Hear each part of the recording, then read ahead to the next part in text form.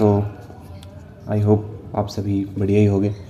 और अभी आपको पता चला ही होगा कि हमारे पास डेट शीट आ गई है। 10th क्लास की फाइनल डेट शीट आ गई है। मैथ का पहला एग्ज़ाम है, आई गेस फरवरी से शुरू है।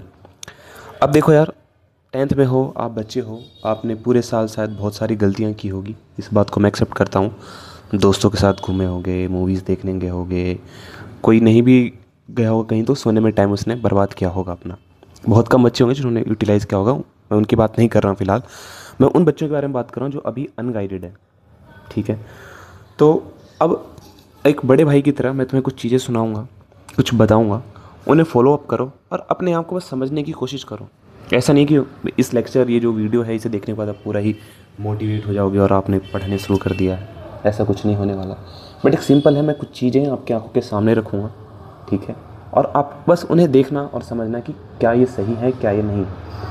इस तरीके से आप अपने आप को एक बेटर तरीके से गाइड कर सकते हो। अब समझो एक चीज़ को, हमारे पास 3 महीने हैं लगभग, नवंबर, दिसंबर और जनवरी। लगभग हमारे पास 90 दिन है, 90-100 दिन मान लेते हैं हमारे पास, फरवरी का भी कुछ प्रिपरेशन में मान लेते हैं। इस 100 दिन में 90% अगर आपको स्कोर करना है, क्योंकि देखो परसेंटेज यार, आप कहोगे भैया परसेंटेज है सिंगल शीट ऑफ पेपर, क्योंकि आजकल रील बहुत सारी चल गई है ना। अब रील इतनी चल गई है कि हम क्या ही बताएं, इस बारे में हम कुछ कह नहीं सकते।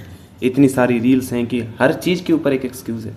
बट ध्यान रखना यार, अगर कोई रील आपसे ये कह रही है कि आप मेहनत मत करो, या कोई टीचर या कोई भी बंदा आपसे कह रहा है, या आपको लग रहा है कि वो मेहनत करने से बचाना चाह रहा है, तो बिल्कुल गलत बोल रहा है, बहुत ही वाहियात चीज़ बोल रहा है। उसकी संगत से दूर हटो। तो इन 3 महीने में कुछ चीज़ें आपको फॉलोअप करनी है। पहला मैं कहूँगा सबसे इम्पॉर्टेंट चीज़ है, वो है कंपनी। कोई बड़ा बदलाव नहीं करना है, अपनी संगत सुधारनी है, अपने ऐसे लोगों के साथ रहना है जो क्वेश्चन सॉल्व कर रहे हैं, जो पढ़ाई डिस्कस हो रही है, जहाँ पे ऐसा ग्रुप जहाँ भविष्य डिस्कस हो रहा है कि 10th के बाद क्या करना है, फ्यूचर, ऐसा जो पढ़ने वाले हैं। ऐसे ग्रुप में नहीं रहना है जो लिटरली ट्रैक ऑफ हो गए हैं, लाइफ से भटक गए हैं। क्योंकि देखो यार, एक महान इंसान ने कहा था, इस बात को समझो, आपने ठेका नहीं ले रखा किसी दूसरी की लाइफ को ठीक करने का। अभी आप स्टूडेंट हो, आप अपनी लाइफ ठीक करो। कहने को कह सकते भैया वो मेरा दोस्त है, मुझकी लाइफ हमें तो फ़र्क पड़ता है, हम नहीं सुधार सकते था। आप अभी 3 महीने सिर्फ अपने आप पर फोकस करो। वंस आप सक्सेसफुल हो जाओगे, आप फिर करते रहना समाज सेवा। बट अभी आप उस लायक हो ही नहीं कि आप किसी की समाज सेवा कर सको, ठीक है। तो पहली बात। दूसरी बात ये कि मतलब पहली बात ये कि कंपनी आपको अच्छी रखनी है, अपने दोस्त यार ऐसे अच्छे बनाने हैं जहाँ पे आपको पढ़ाई डिस्कस हो रही है। दूसरी चीज़ ये कि आपको अब इस चीज़ को समझना पड़ेगा कि तीनों सब्जेक्टों को साइमल्टेनियसली लेके चलना है। सब्जेक्ट्स क्या हमारे पास, एक तो मैथ होगा, ठीक है, साइंस होगा और एक SST होगा। हिंदी इंग्लिश अगर 10 दिन भी देते हो लास्ट में तो हो जाता, उसमें कोई बड़ी बात नहीं। तीनों सब्जेक्टों को साइमल्टेनियसली देना होगा। इसमें 2 घंटा डेली आपको मैथ को देना होगा।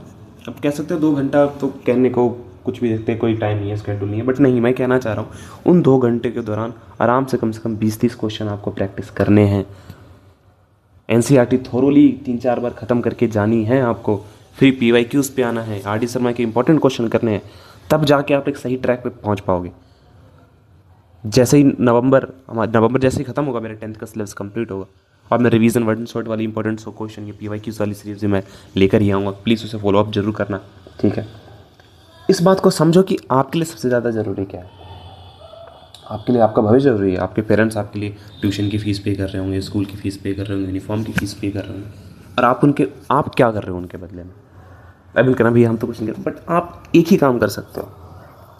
आपका जो कर्म है वो है एज ए स्टूडेंट अभी स्टडी करना बहुत अच्छे से, ठीक है। अब आप ये समझो कि जैसे कि आपने देखा होगा, अक्सर श्री कृष्ण की पूजा हम करते हैं। ओशो ने कहा था, श्री कृष्ण, अगर मुझे पूरे ह्यूमन हिस्ट्री में किसी एक इंसान को चूज़ करना हो तो मैं श्री कृष्ण को चूज़ करूँगा। उन्होंने कितना ब्यूटीफुल सिद्धांत दिया था श्री कृष्ण ने, कर्म सिद्धांत। क्या कहा था कि कर्म सब सर्वोपरि है, डू योर ड्यूटी। और एज ए स्टूडेंट अभी आपकी ड्यूटी क्या है, अभी आपकी ड्यूटी क्या होनी चाहिए और क्या है, सिर्फ पढ़ना, फॉलोअप करना, चीज़ों को रिवीजन करना, ठीक है। तो बस इस चीज़ को समझो कि सारी चीज़ें आपके ऊपर हैं। अब हम टीचर्स की भी रिस्पॉन्सिबिलिटी ख़त्म हो जाती है। अब सिर्फ आपके ऊपर है कि आप डेली 20-30 क्वेश्चन बना रहे हो कि नहीं बना रहे हो। साइंस का आधा घंटा रिवीजन कर रहे हो, आधा 1 घंटा रिवीजन कर रहे हो कि नहीं कर रहे हो। बोर्ड में डिसेंट नंबर आएंगे यार, ठीक है। बस चीज़ों को फॉलो करो, सिंपल सिंपल चीज़ें करनी, कुछ बहुत बड़ा नहीं करना। 12 IIT JEE की NDA की तैयारी नहीं कर रहे हैं हम, इस बात को समझो, ठीक है। बस यार मेरे को बस इतना ही यही बातें कवर करनी थी कि एक वीडियो हो जाए जिसमें मैं स्टूडेंट्स को गाइड ज़रूर कर दूँ कि किस तरीके से क्या करना है क्या नहीं करना है, ठीक है। और तो कुछ खास है नहीं यार, ठीक है। हमारे चैनल पे भी लेक्चर्स नवंबर तक ख़त्म हो जाएंगे लेक्चर्स, उसके बाद मैं PYQs की सीरीज़ लाऊंगा, ठीक है। तो बस सिंपल 2 चीज़ करनी है, अपनी संगत सही रखनी है और डेली कम से कम आपको 2 घंटे मैथ पर देना है, 1 घंटे साइंस पे और 1 घंटे संस्कृत पे, 4 घंटे आपको लगाने ही लगाने हैं। ध्यान रखना, सिर्फ 3 महीने करने, ये सिर्फ 3 महीने, 4 घंटे 3 महीने। अभी तो आपको लग रहा है ना देखते देखते पूरा साल कैसे बीत गया। 4 घंटे 3 महीने करने हैं, उसके बाद जो उसका फल मिलेगा आपको, फ्रूटफुल, आपको लगेगा वाह यार अच्छा हुआ, और वो पूरी लाइफ याद रहेगी यार कि मैंने 10th में ना ऐसे ऐसे पढ़ा था, 4 घंटे डेली देता था। तब जाके आपको समझ आएगा कि क्या चीज़ें कि आपको आगे ले जाती है लाइफ में। ये छोटी छोटी चीज़ें हम करते हैं ना, कुछ नहीं होता, मेहनत आपको सिखाती है। उदाहरण के लिए मैं एक बताता हूँ, मेरी एक स्टोरी है। 10th में था मैं, SST में मैंने कुछ नहीं पढ़ा था। अब मैं क्या करूँ भाई, लास्ट के 3 दिन रह गए, मैं एक फुल मार्क्स ले आया और फुल मार्क्स के मेरे को कोई चैप्टर का आइडिया नहीं था, मैं सिर्फ क्वेश्चन पढ़ता गया। जब मैं उसके सारे लिटरली पूरी बुक मैंने 3 दिन के अंदर खत्म कर दी थी, पढ़ ऐसा मेमोराइज नहीं हो गया, बट पढ़ के क्वेश्चन पढ़ने से मुझे समझ आ गया कि क्या तो क्वेश्चन आएगा, और साथ में पूरा चैप्टर भी मुझे समझ आ गया। और मेरे को अब तक याद है कि भाई मैं, और कितने नंबर आए थे कुछ पता नहीं यार, मेरे 80 नंबर था तो 77 याद है, को 77 आए थे या 90 था तो 87 आए थे, कुछ ऐसे था मेरा, ठीक है, रिटर्न में, थियरी में। तो ये सब चीज़ें पूरी लाइफ आपको याद रहने वाली है, इस बात को समझो, ठीक है। चलो बाय बाय।